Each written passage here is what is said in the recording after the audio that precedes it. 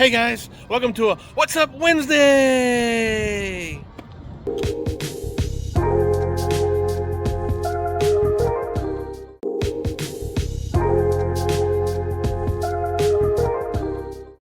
Hey guys, well, in RV life, always stay vigilant.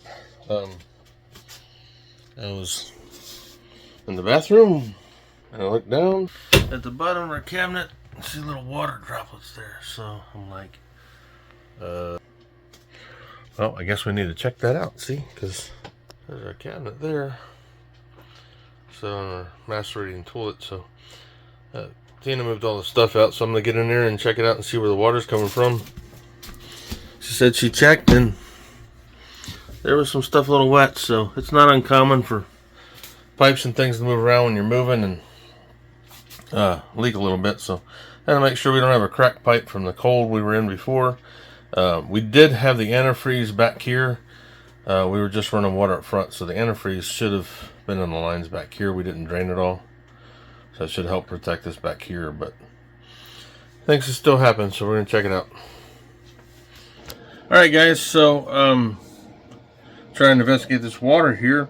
I see some in there, not sure where it's coming from, but I'm like, how do I get underneath the cabinet? I don't want to take the whole cabinet off the wall. Like, I'm sure that wouldn't help my warranty any. But I did see that I can take these drawers out. You can't really see there, but I'll show you once I get them out. But there's little clips on the side here I can clip up. I can slide this drawer out. Once I slide that drawer out, I can get into the cavity back there. It's not a big space to work in, and apparently I can't talk. But I'll be able to get in there and at least look around and see what's going on. So, alrighty. So I have the drawer out, and I looked in there. There's some water down there you can see, but the passage between the one side to the other isn't very big, and I have really big hands and stuff. So I thought, well, I'll open this up and look in here. The cutout for the pipes is just inside this little ring, so that isn't gonna gain me anything. I have wires running through the floor here. I took that panel off thinking maybe there's a big hole back here, but there's not. So I got a decision: either I cut a hole back behind where the corner panel goes and try to get in there, or I just rip out this floor of the cabinet and then just replace it later.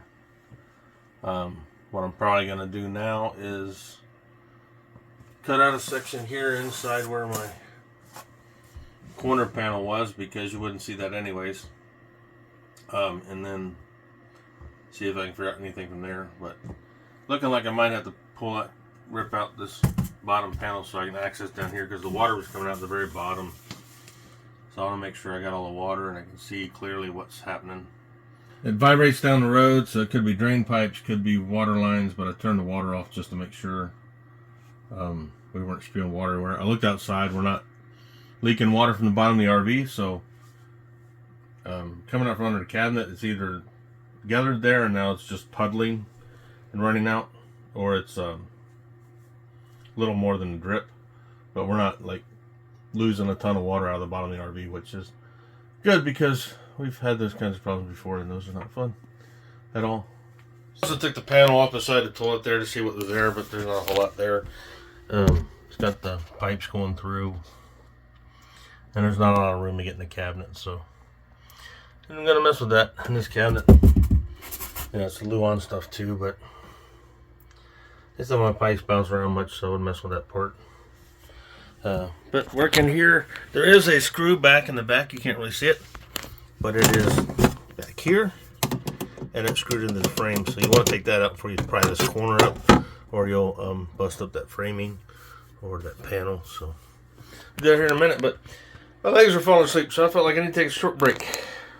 Hey guys, what I figured out here is I need to pull this floor out to make sure it's dry down here. I think my leak's coming from the pipe over here, the connection to the faucet. You can't really see it, it's behind the pipe here. I felt that it was wet. It's not unusual for these fittings to be a little loose from the factory, or just loosen up going down the road, so you need to keep an eye on that stuff. Saw the water coming out from underneath the cabinet. So that's the problem, so I took this out. But took this panel out here with 4 screws, and the this was all fixed in there, and it has had some rough cuts here around the wires coming through. So since it's thin Luan, I was able to take my utility knife and cut here gently, stay away from the wires, and then just score it a couple times, and then that came out. And I was able to pry up the board gently, put pressure on it, let it do its thing, come loose as it does, and then get my fingers underneath and just work my finger down here gently. You can hear it just starts to crack a little bit, and then you just gently put some pressure on it. It'll pop up, because I can replace this floor if I need to, but I'm trying not to have to. And if putting my finger underneath it doesn't work, I can get my screwdriver now that I can get underneath here, put it on that ledge, flathead screwdriver, just gently pry it up. Yeah, so I took the screw out from back here.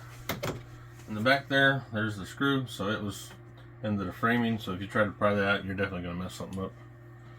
So then at this point I had all this pulled loose over here, I grab right here and just pry this up. And now I can see down here in my belly. And actually I can see all the way down to the coroplast, because that silver stuff down there in the very bottom, that's the coroplast on the bottom of the framing of the RV. So here's my floor, and then there's the framing underneath, and then you can see some of the foam insulation here or whatever coming out. But that's that. But yeah, it's a you know 5/8 floor or something, it looks like, something like that. So now part of my thing was I just want to make sure it's all wet so I don't damage the cabinet anymore, because fingers get a little water in there. And I wanted to check these connections here to make sure these hadn't frozen and busted or something. Like I said, we only allowed the water to get to the front part of the RV. We didn't drain the antifreeze back here, so we were in the really cold, freezing for multiple days and below zero. We hadn't used any facilities back here, so the antifreeze was back here. So it could have frozen, but it doesn't expand like water does. So it's not supposed to cause the same kind of damage.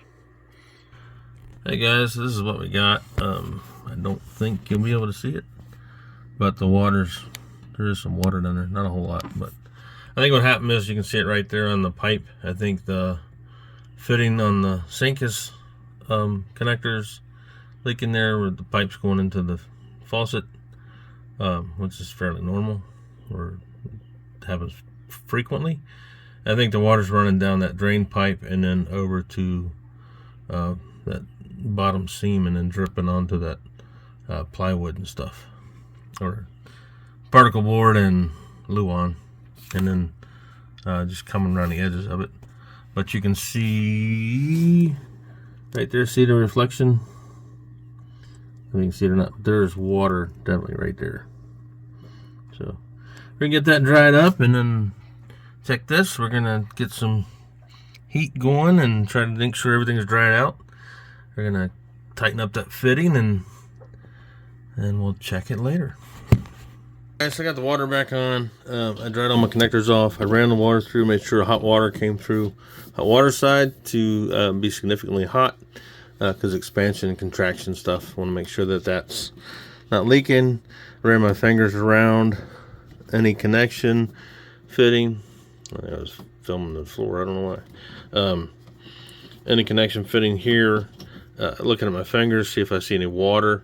Any droplets of water, I want to check that out. Same with the connector back here. Reach back there. Want to check here, under here. Make sure that's all good.